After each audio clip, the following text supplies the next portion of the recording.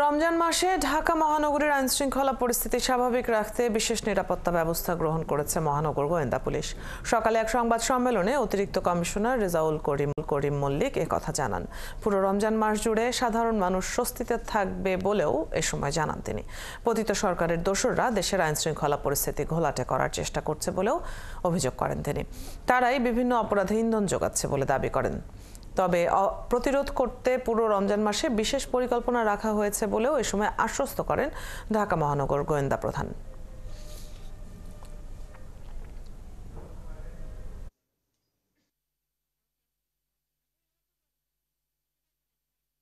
আজ থেকে আমরা ডিবির চলমান কার্যক্রমের পাশাপাশি রমজানকে সামনে রেখে বিশেষ অভিযান শুরু করতে যাচ্ছি।